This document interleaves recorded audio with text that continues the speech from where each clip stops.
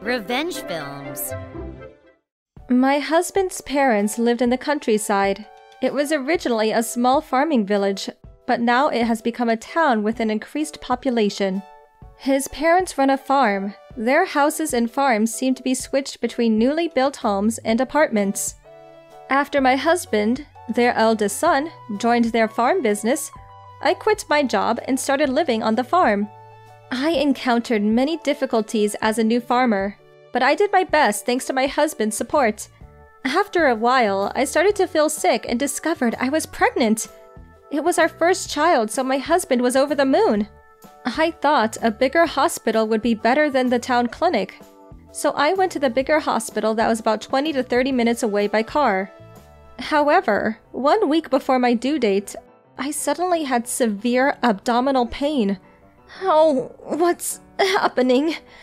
I was dizzy and having squeezing pain, and I couldn't drive to the bigger hospital.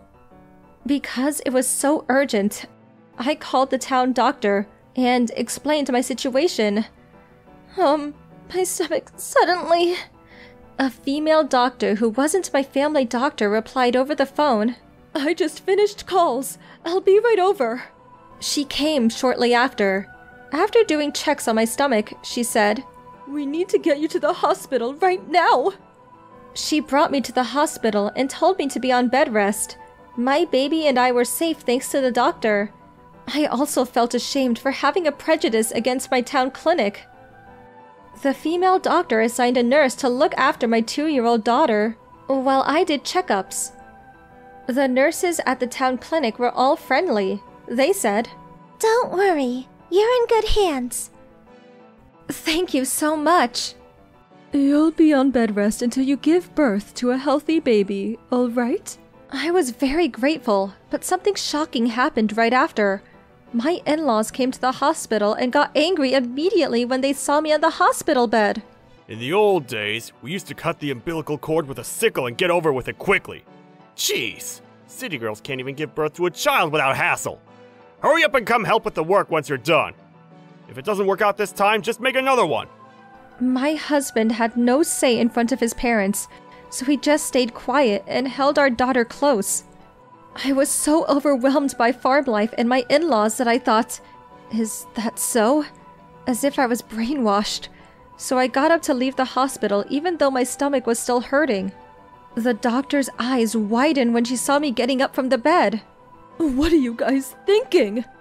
She shouted so loudly her voice echoed in the room. Everyone was surprised by her sudden shout. My mother-in-law probably had never been yelled at by a woman, so they didn't know how to react, but the doctor continued. "I can't believe you take life so lightly. What kind of cold-blooded person are you? No matter how good of a wife or daughter-in-law she is, a mother will always choose their child's life over other things. Do you understand?" Then she turned to my husband, who was already intimidated. "You have such a lovely daughter who needs your protection, but you can't even protect an unborn child? What kind of father are you?" The doctor's words seemed to have made my husband realize how absurd his parents were, so he said, I'm so sorry, Sally. Dad, Mom, get out! Finally, my in-laws gave in to my husband and the doctor's fierce words and left the hospital. After being hospitalized at the town clinic for 2 days, I was transferred to my usual hospital. I refused my in-laws' visitation. The doctors and nurses at the bigger hospital also praised the town clinic doctor. "You have nothing to worry about if she's on your side. She's a kind, genuine person." "Don't worry about your in-laws. Leave it to me." Everyone at the hospital did their best to protect me from my in-laws. 4 days later, I gave birth to a healthy boy on my due date. After leaving the hospital, I went back to my parents' house instead of my in-laws. I spoke to my parents about the incident I had with my in-laws. They were furious. How can they take our grandson's life so lightly? "Don't go back to their home anymore." Their hearts melted when they looked at my son, but their faces turned scary when they thought of my in-laws. I wrote a letter to the town clinic doctor who helped me after I gave birth. She replied, "You protected your baby's life with all you have. You're truly a great mother." My husband stayed with me when I was at my parents' house. He cradled the newborn baby and looked after our older daughter. He said, I'm going to quit being a farmer and cut ties with my parents. He rarely went back to his parents' house and started living with my parents. He also began to look for a job. My parents were happy that my husband was determined to protect our child and me, so they were also very supportive. Luckily, he found a job and we left his parents' house for good. Later, my husband told me that my in-laws started attacking that doctor's father, who was also the doctor, and saying things like, My son and his wife moved out because of what your daughter did! They even took my grandson with them! You're gonna pay for this! My parents' home was safe because I asked for help from my neighbors and law enforcement, so my in-laws couldn't come near our house. The doctor's father also stood with me and supported me. Because of his long experience as a doctor, he was able to bring everything under control. After my husband got promoted at work, we could finally afford our own home. We thanked my parents for their support, moved out, and started living alone. Now, my in-laws had no son to take over their farm, no daughter-in-law, and their stories seemed to have spread in their town. At first, they told their neighbors, They're just visiting their parents after giving birth. They'll be all right. But soon, their lies were busted. People started to talk about how bad their relationship with us was, and how we left them because of that. The nurse from the town clinic also told people how harshly my in-laws treated me. The rumors quickly spread because it was a small town. Unbelievable toxic parents. I can't imagine anyone prioritizing their farm over their grandson. My in-laws got criticized in the town, and their business also went down. So, they contacted us and tried to get us to move back, but neither my husband nor I wanted anything to do with them. As a result, they lost workers and wholesalers and had to sell their fields. Time has passed since then. My daughter is graduating from college next year, and my son is about to head off to college. I'm working at a small company. Even though we're not wealthy, I enjoy my life very much. After my husband and I stopped being farmers, we had little contact with my in-laws. Naturally, I didn't bring my children to visit them. My in-laws complained. It's common courtesy to let us meet our grandson. But I ignored their request and intended to do in the future because of what they did to me. My father-in-law died of a stroke 10 years ago.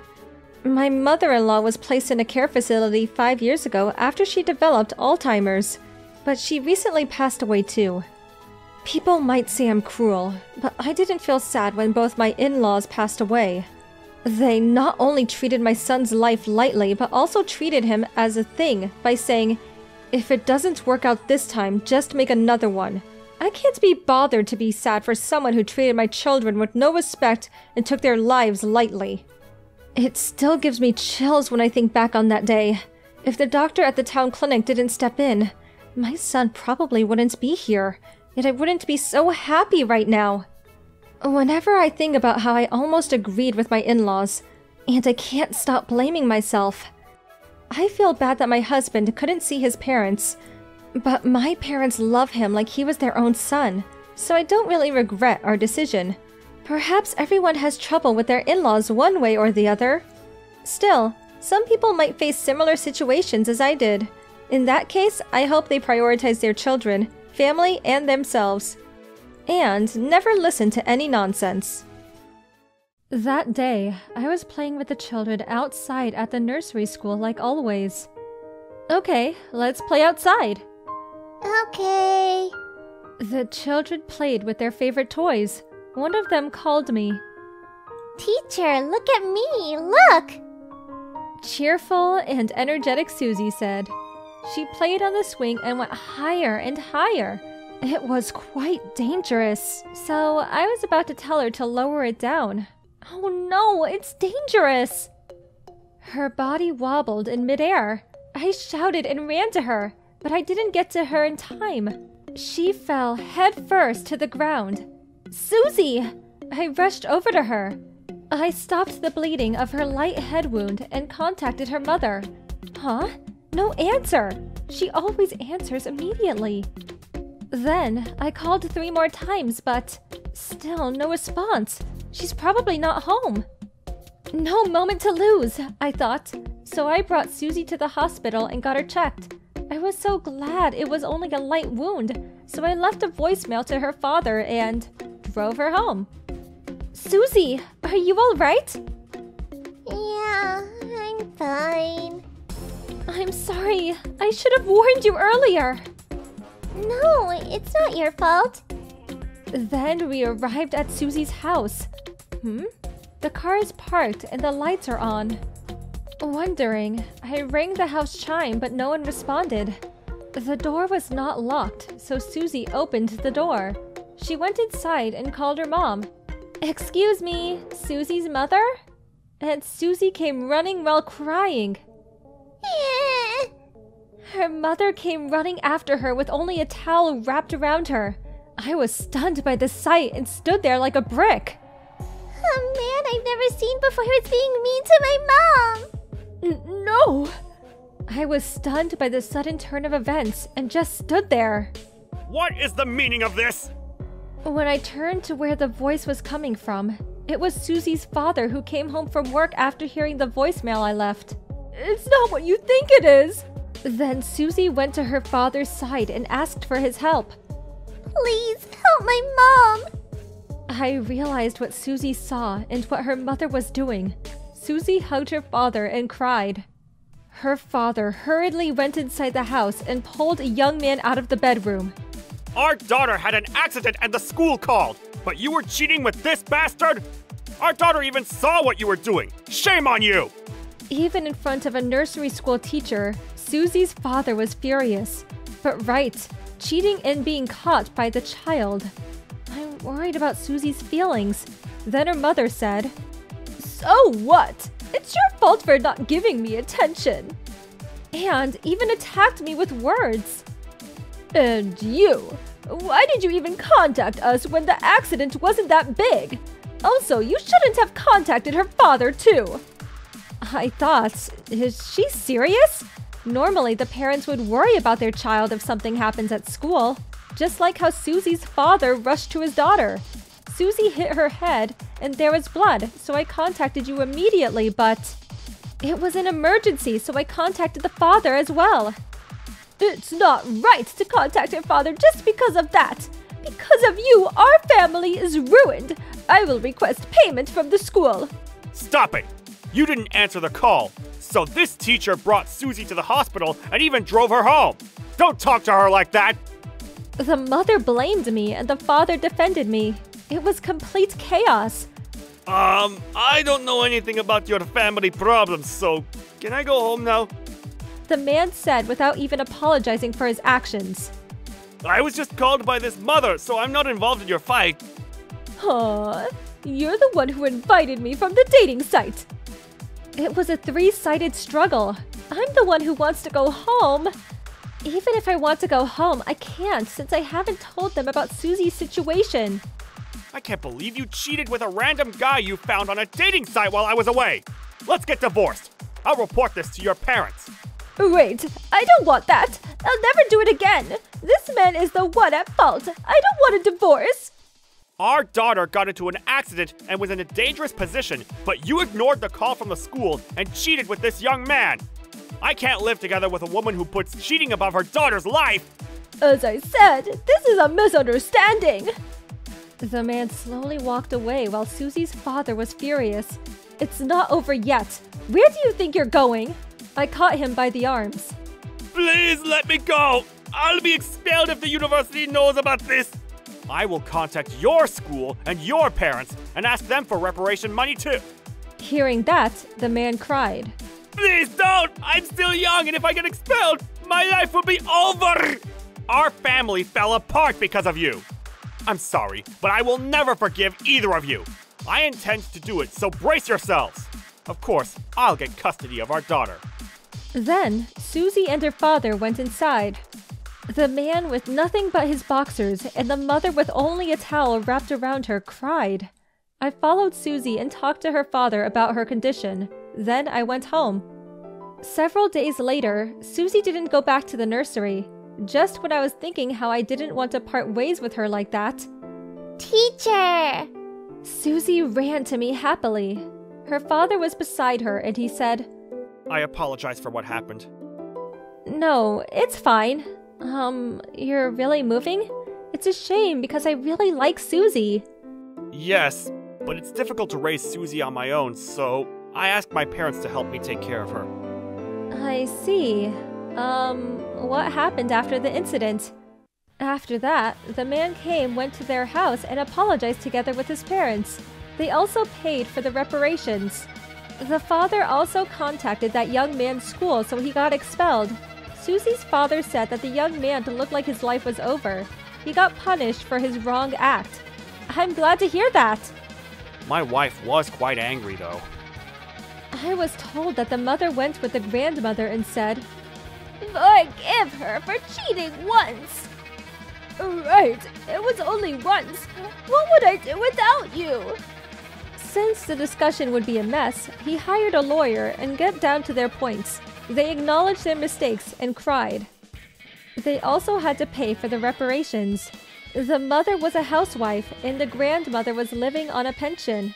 So when they had to pay a huge amount for reparations, the mother worked day and night and called every day for reconciliation. That's tough. It's fine. We're moving to a different place and also canceled our phone, so we'll be fine. Then I went back to my old routine. But before they moved, Can I write a letter to you? so we exchanged addresses. Then Susie sent me one letter every month. Dear teacher, I received letters from her in cute handwriting. I wish Susie to live a happy and healthy life. My daughter and I read Susie's letters and always get excited about it every month. because... Huh? My name is Jenna, 36 years old. There's a troublesome mother at my daughter's nursery school. That person is Haley. She's a bit strange, so the other mothers bullied her. She thinks that I would forgive whatever she does because we're close. Oh, hi Jenna, it's a hot day. Hello, yes, it's getting hotter day by day. Summer is just around the corner. Yes. It would be fine if she only greets me like that, but Haley might look like a normal mother, but she's not. When I arrived home, I asked my daughter, Hey, Casey, what do you want for dinner? I want curry. Curry? We have no potatoes in stock. Well then, let's go to the supermarket. Okay. Potatoes. There it is. This place sells at a low price. Oh, the meat is on a bargain. I'll buy this too. Mom, I want lemonade. I bought one for you last time, so no. What? When we walked out the door, Johnny was standing in front of our house. Johnny, why are you here? Mom told me to come here. What? I didn't hear from her. Actually, there have been many times when Johnny was left at our care, but this was the first time that Johnny was left without contacting us. I was a bit confused about the situation, but Casey looked happy and welcomed him. Oh, Johnny, let's play. Johnny is not a handful and he helps around. He's a good kid. He also plays with Casey, so it's fine, but he's a person, not a thing, so... Why would they leave him in front of our house without telling us? I thought. Haley always fetches Johnny later than the agreed time. I'll try to contact her. But after several tries, she hung up. Huh? Did she just hang up on me? Why? I really don't want to do this anymore. Anyway, I took Johnny with us to the supermarket, made dinner, and ate together. My husband worked overtime that day, so the timing was good. But Haley didn't come to fetch Johnny yet. Then my husband came home. Welcome home, Marvin. Is someone visiting? The thing is, I told my husband about the situation. That's strange. It's already late. Let's take him home. Marvin worried that Haley might have been involved with some kind of trouble. So, we drove the kids to Johnny's house. When we arrived, someone from inside answered. Yes? It was Johnny's father. Huh? Johnny?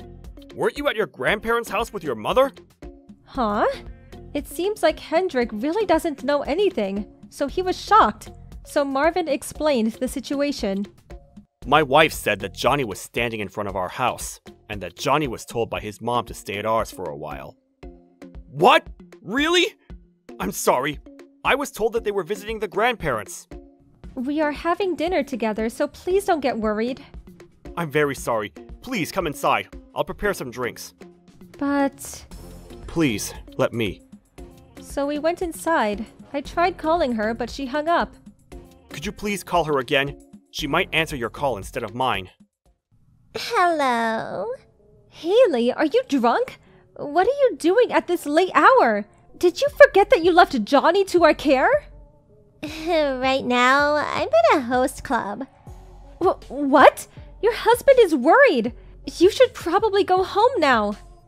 Shut up. I'm free to do whatever I want. Besides, I lied to my husband and told him that I'm at my parents' house. You shouldn't be doing that. It's fine. Thank you for always taking care of Johnny. Haley didn't know that her husband was standing next to me, so she talked drunkenly. Actually, your husband is here, so would you like to talk to him?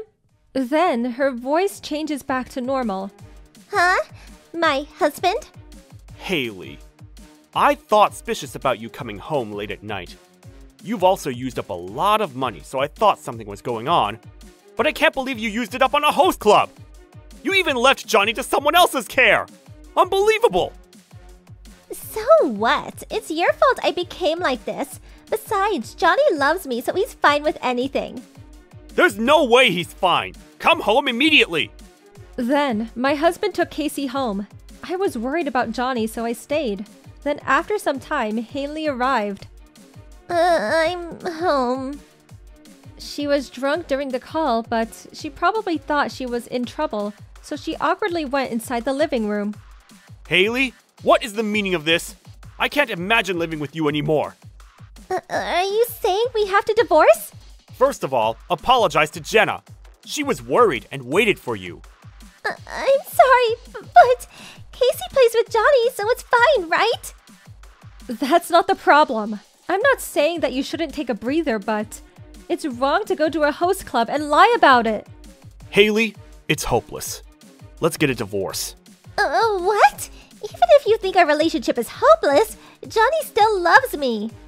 Then, Johnny, who was supposed to be asleep in his bedroom, came out and said, I hate you, Mom! You don't cook for me or play with me! Hearing those words, Hendrik and I were shocked. Johnny, your mother won't cook for you? Yes! Mom always says that if I go to Casey's house, her mother will feed me! Hey, stop it, Johnny. Lying is bad. You're the one lying! Shut up! Johnny, tell me everything. I like Dad better than Mom, who doesn't do anything for me. Also, Casey's mom's cooking is better. I told you, it's just a misunderstanding. I just thought that we could be friends. She said, but nobody believed her. Then they got divorced. Hendrik took custody of Johnny. When Johnny was left outside, I was worried, but I'm glad that his father is a sane person. Haley came to our house several times and shouted angrily, I lost everything because of you. Take responsibility and pay for the reparations. So, I called the police several times. The same things happened again and again. I didn't know what to do, but her parents finally took her away and I never saw her again. Johnny lives with his father, so they moved close to Hendrik's parents' house. He had to move to a different nursery school, but he sometimes writes letters to my daughter, so I feel relieved that he's doing well. Because of this incident, and for using up her husband's savings, Haley had to pay a huge amount for reparations. As a result, she's now helping out at her parents' farm, working for days on end. Rumors also say that she was banned from host clubs. I can't help but remember that this time of year. One morning, my husband got arrested out of the blue. They said it was for a sex crime. My husband kept denying it until the very end. On the day of the alleged crime, we were invited by our mutual friend to a small celebration at their house. The alleged crime scene was within driving distance of our friends, and we were basically together the whole time. We took the train to our friends. The car belonged to our friend, and they had the key the whole time. We went to a convenience store nearby to buy groceries, so there was a footage of a security camera. He'd testified properly, so we thought he'd soon be let off for a false charge. The alleged victim was a woman who worked at a store close to his office. They said he targeted the victim then, but my husband said, I might have seen her, but I don't remember clerks' faces. And I don't even know who she is. I'm not interested. I knew he was telling the truth, but the court only adopted the testimony of the woman who called herself the victim, even though my husband denied it. The woman's lawyer even went so far as to say there's no reason for the victim to lie. The investigation by the police was also poor. They said it takes an hour to the crime scene by foot, but would only take 20 minutes if he ran as fast as he could. So he got to the crime scene and back in 40 minutes and committed the assault in 10 minutes, although he couldn't do it until the end. They argued that it's theoretically possible. My husband was found guilty. I thought it was absurd. There's no proof that it's impossible for him to commit the crime. The victim's testimony is also credible. That was the reason. My husband, who'd continued to deny the crime to the end, was judged to be malicious and was sentenced to prison. I separated from my husband in tears. Between the time of his arrest and the trial, I got fired and was forced to move far away back to my hometown because of the rumors in the neighborhood. My daughter, who was still in elementary school, cried every day because she missed her dad. I cried too. I went to see my husband often, but he never asked me to start over. All he said was, Divorce me for the sake of our family. I believe he'd never do such a thing, and he had an alibi. I knew he was innocent for sure, so I kept telling him that we'd live together again as a family after he served his sentence. I told him we'll all do our best until then. I insisted on suing the victim and making her admit the testimony was a lie. But he said, They determined the sentence based on the woman's testimony alone, without any evidence. There's nothing we can do. He just looked disappointed. My husband was released, and I went to pick him up. It'd been so long since I last saw him outside, and he'd lost so much weight. I sent him to his parents alone, believing his words that he'd recuperate for some time and will come back to me when he was ready to work. That's the last time I saw him. A few months later, he died in a suicidal accident. My mother-in-law tearfully told me, he said, I have the insurance money, so I want you to give it all to them. This is the last thing I can do for them after causing so much trouble. My father-in-law had already passed away, and he was her only son. My mother-in-law also passed away, as if to follow in his footsteps, and she even left us a will that all of her property would be inherited to us. There's no way we could take it, but we were surviving on our small savings. Rumors went around, and we moved our house and my workplace from one place to another. I had no room in my budget. We managed to live on the money my husband had left us, with his life. We lived on a shoestring. Our daughter turned 20. We moved away from our hometown and we settled down in a place where we didn't know anyone. My daughter found a job, and I thought we'd finally return to a life of a normal person. Just then, I received a letter from a woman who said that the victim of the incident. In her letter, she wrote, I was suffering from domestic violence from my boyfriend at the time, and I was having a nervous breakdown. The stress caused me to cheat on him, and the act of violence became even worse. It was a bad cycle. There were times when I had a one-night stand with a guy I'd only met, and he forced himself on me. In the midst of all this, I was accused of cheating, and wanting to deny it, I might have said that I was forced into it, in the form of an assault. The person I was having an affair with and your husband happened to be the same height, and I vaguely remembered his name from his ID card, so I might have unintentionally said that he had raped me. I was desperately trying to defend myself at the time. Maybe your husband really wasn't the rapist. I ended up marrying my boyfriend, but things didn't work out with neither my husband nor my child, and we got divorced. Recently, I've been recalling the past.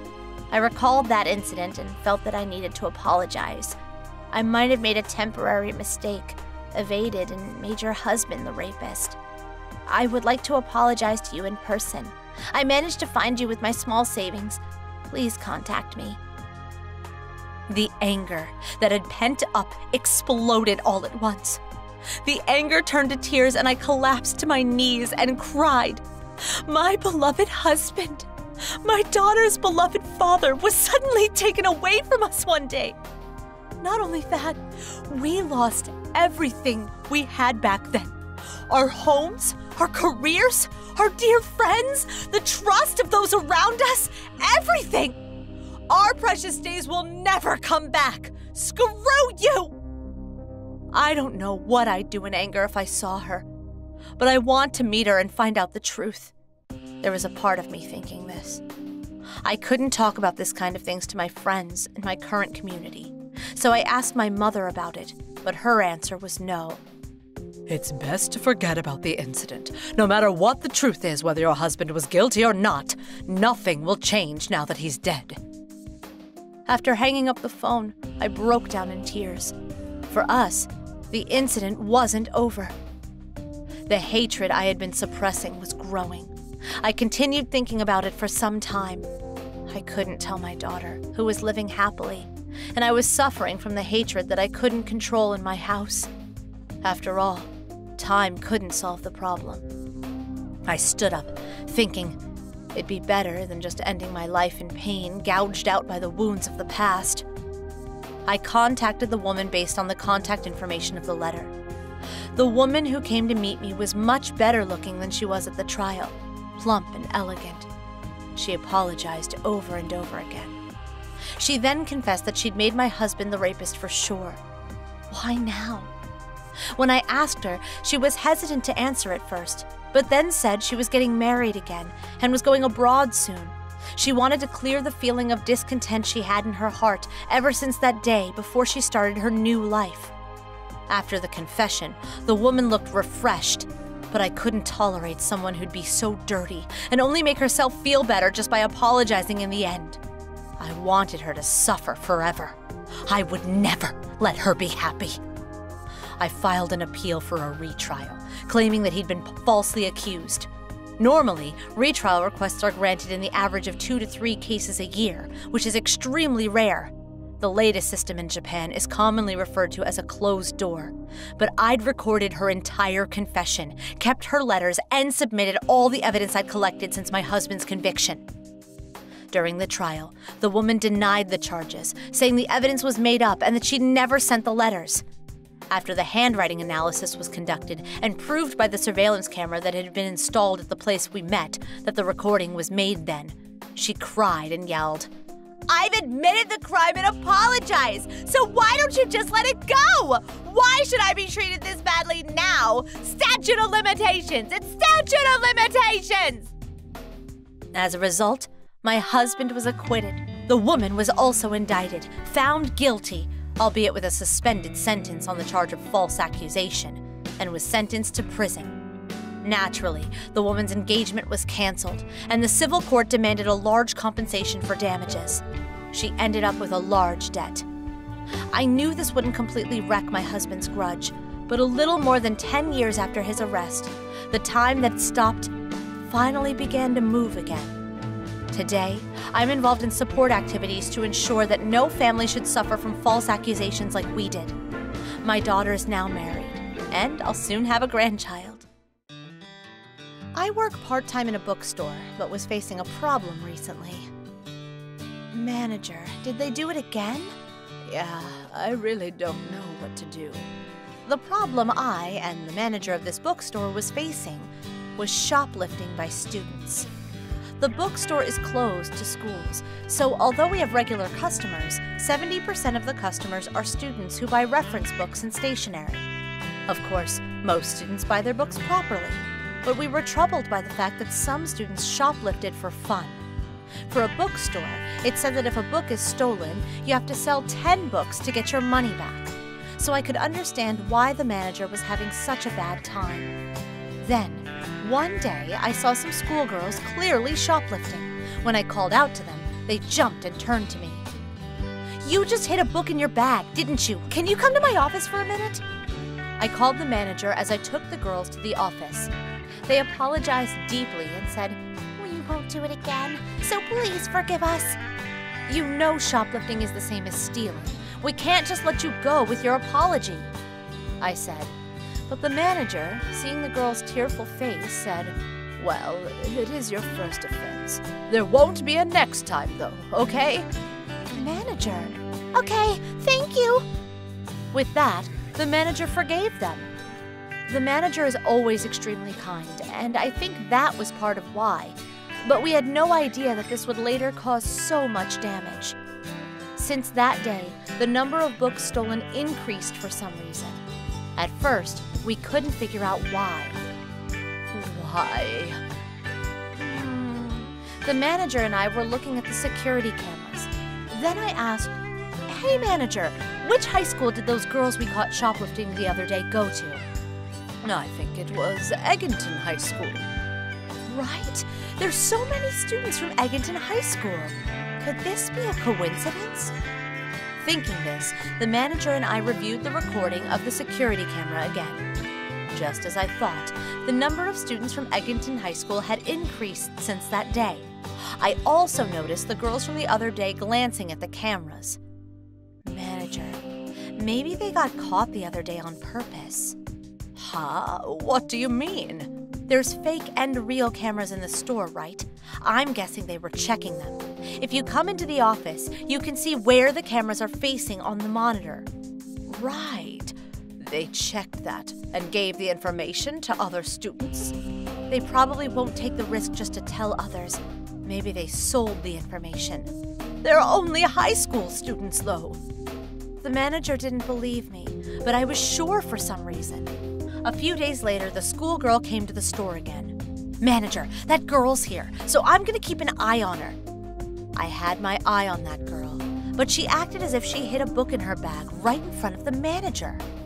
The manager saw her and said, "Hey, you just hid a book in your bag, didn't you?" "Huh? No, I didn't." "You did. Come to the office." The manager took the girl to the office, but I had a bad feeling. The girl was grinning, not showing the slightest sign of uneasiness she had before. She even looked triumphant. Once in the office, the manager said, "Now show me what's in your bag." The girl followed her words and took out everything in her bag, but no book was found. What? The manager was surprised, but the girl laughed and said, "Hey, what are you gonna do about this? Won't you be in trouble if I shared this on the internet?" The manager kept apologizing, and the girl laughed and left. It was like hell from the next day. Because of the false interrogation, the manager couldn't say anything, even when she saw shoplifting-like behavior. And with that, the number of books stolen increased. This became a source of stress. "Manager, do we have this book in stock? Manager? Manager, are you all right?" The manager collapsed from overwork and stress. What am I gonna do now? I was so worried about what was going to happen to the store and whether the manager would be able to return to work. A few days later, a woman came instead of the manager. "Nice to meet you. I'm Amy. You must be Serena, right? My mother always talks about you." "Oh, you're the manager's daughter. I'm sorry the manager collapsed." "She's fine now, so don't worry about it." Honestly, if only I could do something about the shoplifting. Shoplifting? What? Yeah.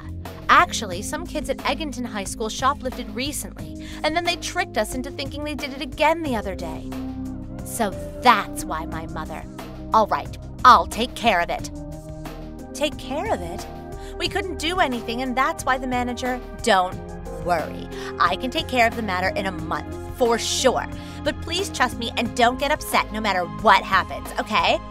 Okay. Amy reduced the number of cameras and overlooked the kids who were obviously shoplifting. Naturally, the number of books stolen only increased. Is she sure about this? She asked me to trust her, but I don't think the store can take it. I was so worried, but I couldn't say anything to Amy because she asked me to believe her.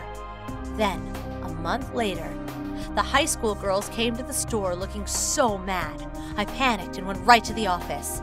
"Hey, what's going on? Because you came to the school and told them I shoplifted, I lost my scholarship for college. What the hell?" Amy calmly replied. What do you mean? What you did was shoplifting, which is theft. Isn't it only right that I report it to your school? Your manager mistook me for a shoplifter once. She must have done it again this time. No, I submitted the evidence. There's a month's worth, too. A month's worth?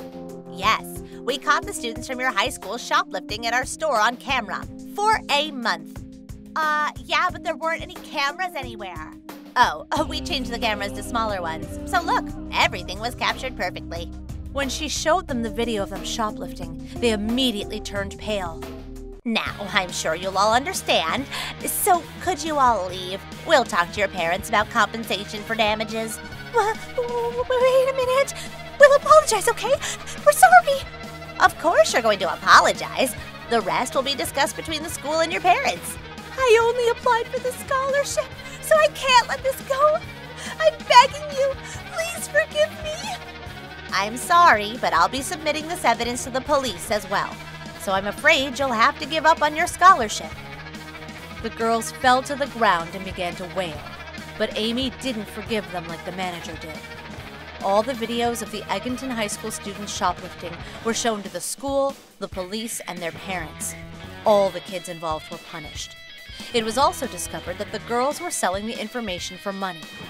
Some of the kids had been instigated and told her, "It's your fault. Take responsibility." But they're just as guilty as the others the moment they jumped at the chance. The number of shoplifting decreased, and the parents of the students seemed to have paid a reasonable amount of settlement money. After everything was settled, the manager came back, and Amy left the store. Thank you, Amy. You really saved the store. No worries. I used to work as a security guard looking out for shoplifters. Really? I couldn't help but be convinced. The manager should have told Amy from the beginning, but she told me later she didn't want to worry her daughter. Whatever the case, I'm so glad I didn't lose my part-time job. When I just started junior high school, my father died in a car accident. It was so sudden I couldn't process it. Mom and I were so stunned we couldn't think straight. Then my aunt appeared. She's Dad's sister and lived in the next town over. She and Dad got along well. She was usually so friendly, and I remember her being so nice to me. But right after Dad passed away, my aunt robbed me and Mom of our inheritance. She brought several women along with her who seemed to be her friends and surrounded us so that we wouldn't escape. She was so foul-mouthed it was unbelievable, saying, It was too much to tolerate how you've always treated my brother. and looked down on me, saying, Your grades are so bad it's hard to believe you're his son. She also said, Aren't you ashamed that you're going to take my brother's legacy? even thinking about it now, I don't think her words or actions were appropriate for someone who just lost his father. The abuse from my aunt, who'd been friendly before Dad's death, was mentally unbearable. Mom and I, who were severely impaired in our judgment, ended up agreeing to the transfer of the inheritance. Then, Mom and I were evicted from our home with only the bare necessities, and our house became my aunt's. Having lost both her husband and money, Mom started working at a bar to raise me. Dad's drinking buddy owned a bar, and he hired her to work there. But when my aunt saw Mom going out at night to work, she assumed she was working at a nightclub and called her a whore. I got so mad and yelled at her, "Whose fault do you think this is? Mom's not a hostess in the first place!" My aunt stopped interfering, partly because I yelled at her more than she thought I would. Mom, freed from a major source of stress, gradually began to look better and acted more cheerfully. And so, for more than 10 years, we were in peace. Time really is nice, and the anger I've had diminished to the point I was barely aware of it. But at the beginning of this year, I received a call from my aunt via my cousin. She said she really wanted to talk to me about something. Of course, I refused. I honestly didn't want my life to be disturbed any more than it already was. But my cousin persisted and finally told me about my aunt's current situation. Apparently, my aunt had terminal cancer and was told she didn't have long to live. She said she really wanted to talk to me and my mom before she died. My cousin wanted to fulfill her last wish. I asked him to wait a few days for me to think about it. I decided to see her on my own without telling Mom. When I showed up, my aunt had turned skin and bone and looked nothing like her former self. There was no trace of the woman who used to taunt me and Mom. When we started talking, she apologized. Looking back on her past, it seems she was haunted by a sense of guilt. I won't admit that her words, "I was too hard on your mother and made her sell her body. contained any regret or remorse. I'll do anything to make amends for it. I'm sure my brother wouldn't be happy that you and I don't get along." It goes without saying that she was the one who caused all of this. I almost exploded with anger and dismay when I heard her say this. But I felt sorry for my cousin too. He realized what his own mother had done to us while listening to the conversation I had with her. He turned pale, acted suspiciously, and then covered his face and slumped down, repeating, "What the hell?" I guess he didn't know until now. His own mother had surrounded her own relatives, cursed them, and robbed them of their inheritance. Of course, being her family, my cousin had used that money without knowing it. Even though Mom and I had signed relinquishment of property, it was meaningless as we were threatened while being unable to accept the reality of losing a family. My cousin was shocked at what his mother had done. My aunt said she'd do whatever it takes to make amends, so I said, "Have your son renounce his inheritance. I won't admit any advancement either." He was upset for a moment, but then agreed, saying, "Okay, I think it's a reasonable request." But my aunt was very upset and confused. She demanded a change in the conditions. My cousin, who was to receive the inheritance, said, "There's no way I could accept the inheritance." But my aunt refused. "What are you talking about when you're the one who took someone else's property? Even though I didn't know, I grew up with that money." "How embarrassing can this be?" He looked so hurt. Seeing this, my aunt reluctantly agreed. But when my aunt, cousin, and I exchanged signed promises, she said, "I really, really regret what I did, and I don't want you to feel the same way. You know how much a legacy can help when a family member dies." My aunt started complaining again. How dare she say that? But before I could say anything, my cousin raised his voice and yelled at his mother, "Sign it! Now!" So my aunt reluctantly signed the document. But right before she finished signing it, she started complaining again. I just couldn't take it anymore. How does it feel to throw away everything you've built up over the years without leaving anything to your child? My aunt's face turned red. She spat, ranted something, and threw a pen at my head. "You took my father's inheritance so gallantly, but you didn't want to leave your own inheritance to your child? Don't you think that's selfish? Dad didn't want to leave you his inheritance." As if to say that I was right, my cousin listened silently.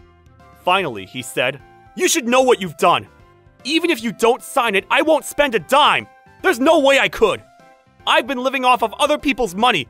How can I act like I'm not such a person?" My aunt was stunned and signed the paper. When I called my cousin sometime later, he told me that she'd suddenly gone crazy. He said she really seemed to be tormented by a genuine sense of guilt, but I don't know that, and it's her. Then the other day, my aunt died. I find myself thinking that I'd be happy if she suffered even a little at the time of her death. As my aunt had promised before her death, my cousin really didn't receive a single dime of his inheritance. He came to greet my mother and me. "Even though I didn't know, I am truly sorry. My mother is dead now, but I apologize on her behalf."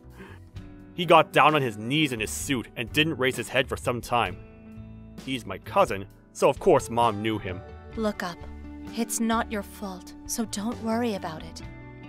When he heard this, he said, "I'm sorry for ruining your lives." He then gave us the cash card and pin. "This is my mother's property. I've since told my mother and made her sign over all her property to you." Mom and I were astonished.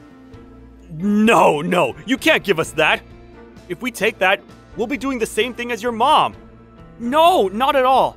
I'm giving back what you were entitled to in the past. Take it. Otherwise, I'll never forgive my mother, and I'll hate her for the rest of my life." He pleaded. Mom and I were puzzled, but my cousin stubbornly refused to change his opinion. We knew it'd be hard to live the rest of his life without being able to forgive his mother, who was no longer with us. Then Mom said, "Okay, we'll take it. My cousin looked up, looking relieved. But I'll ask you to take half the money.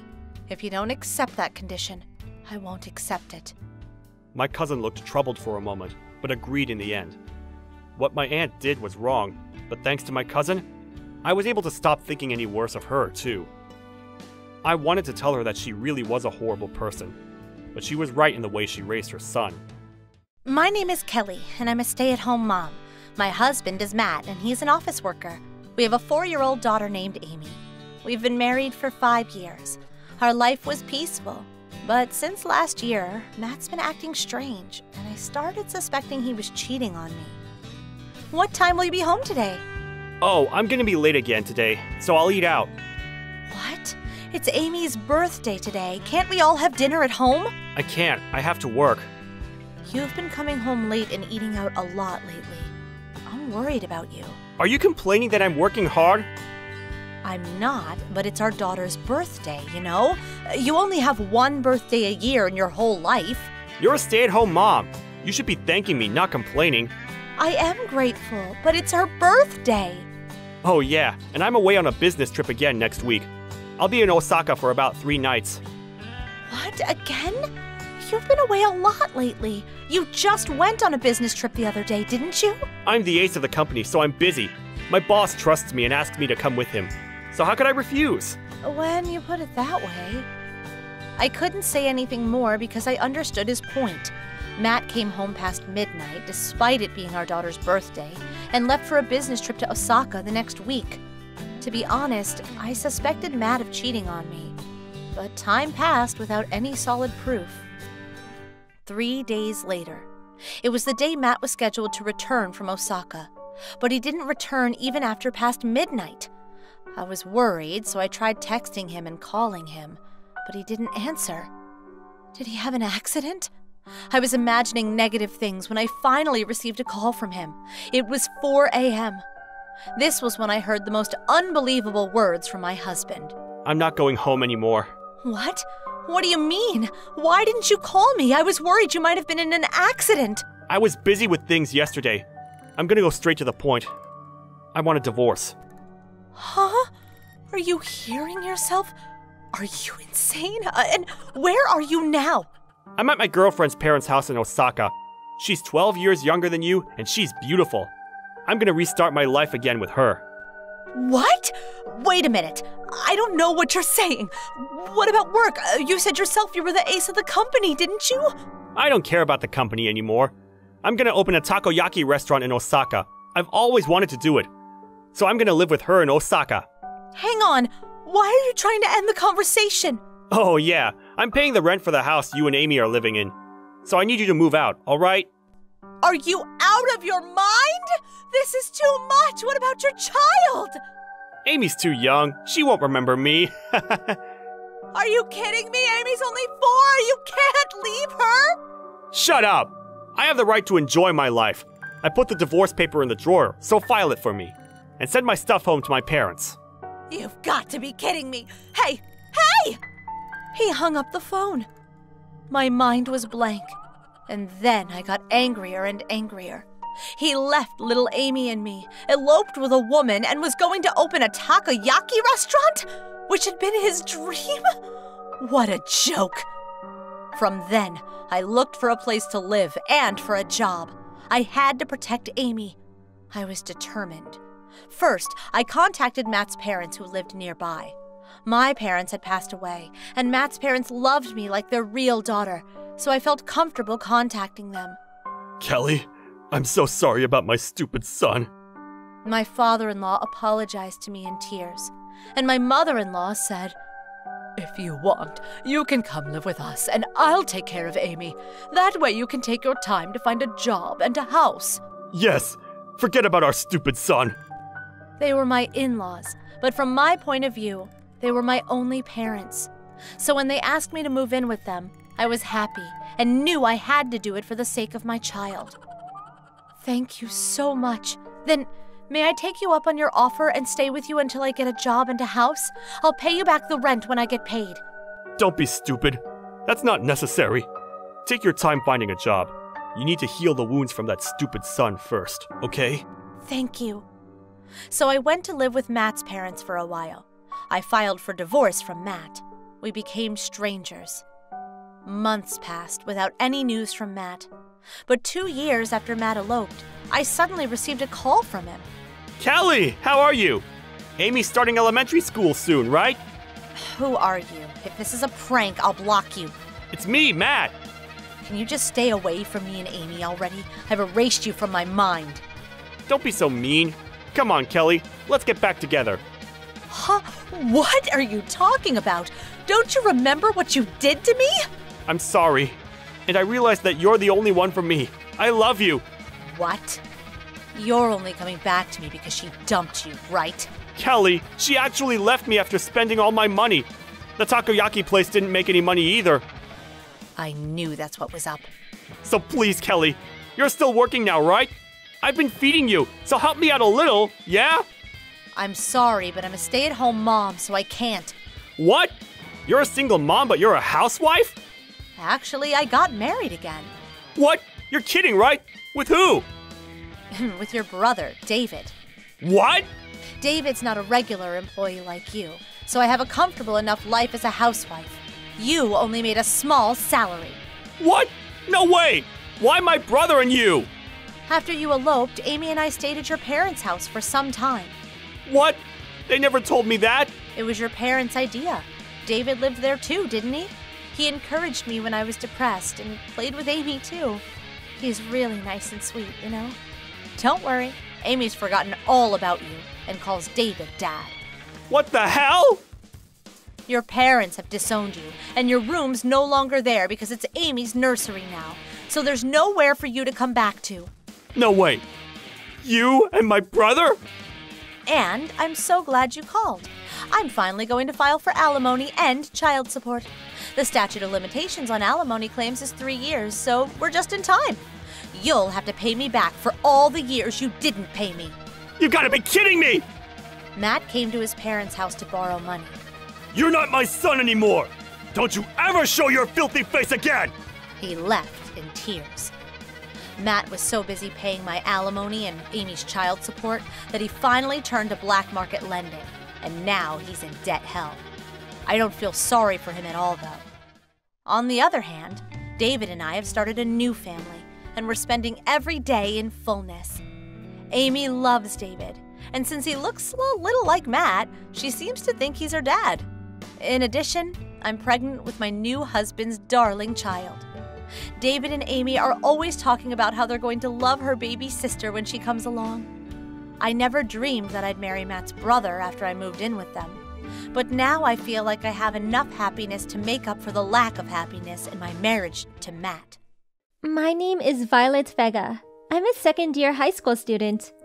I've had hearing problems since childhood and have been using a hearing aid. Hearing aids nowadays come in different shapes and designs. Some also look like earphones that people around me can't tell that I have a hearing disorder. Thanks to that, I have a normal and happy school life. But this comes with a disadvantage too. One day, an incident happened when I was on the train ride home. Who is that? There's sound coming out of someone's earphones. It's noisy. An old man with his grandson said. He stood up and started looking for the culprit. By the way, just because I'm wearing a hearing aid doesn't mean everything is perfect. Because it doesn't pick out every single sound around. But I clearly heard what the old man said about the sound from my earphones. Is something ringing? It's not my phone though, I thought. Since I was tired from school, I slept. But the old man was coming and going looking for the culprit. His grandson followed him. I can hear the sound coming from here, he said, and came closer to where I was. Then he stopped in front of me and said, It's you! What? Me? A shock went off in my ears. Ouch! I touched my ears and realized that the hearing aid was gone. When I looked at the old man, he was holding it. He removed it from my ears. Then I couldn't hear anything at all. The old man looked angry, but couldn't hear a word he said. That is, hearing aid. I uttered slowly, as it was difficult to talk when I can't hear myself. It seemed like he heard what I said because he stopped talking, so I felt relieved for a moment. I'm glad he understood. However, he started talking again. Reading his lips, he seems to say, You're lying! I was embarrassed to speak clumsily, so I hesitated to talk back and shut my mouth instead. The old man continued to yell, but there was nothing I could do about it. I had a very difficult childhood because of my hearing problem. I can't believe I'm still struggling now that I'm in high school. That's when it happened. The man sitting behind me stood up and started talking to the old man. He took the hearing aid away from the old man and handed them to me. When I put them on, I was able to hear. I'm sorry. It seems like the sound was coming out from my earphones. What? Look. He said, and took the earphones from his ears. The moment he did, music blasted from it. I'm sorry for causing trouble. The man apologized, and the old man replied, Don't lie to me! Don't underestimate me for being an old man! I'm sure the culprit is this girl! Strange that she's using a hearing aid when she's still young. Also, I heard the sound from the girl! It's true that I can't hear. I've had this disorder since I was young.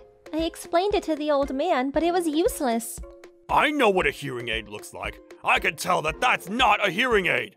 Are you trying to embarrass me? He got furious and attacked me. Then he grabbed the hearing aid once again, threw it on the ground, and stomped on them. I was out of words and gasped for breath. Then... What are you doing? The man angrily said to the old man. After that, I didn't understand what was happening in front of me. I let go of the tension building up inside of me and cried. When we arrived at the next station, the lady next to me tapped my shoulder. When I looked up, I saw that the man took away the red-faced old man. Are you all right? She talked to me slowly. I'll talk to the station staff about the situation, so let's go together. I'll contact your school, so don't worry. Then, I found out something shocking. The culprit was not the man sitting next to me.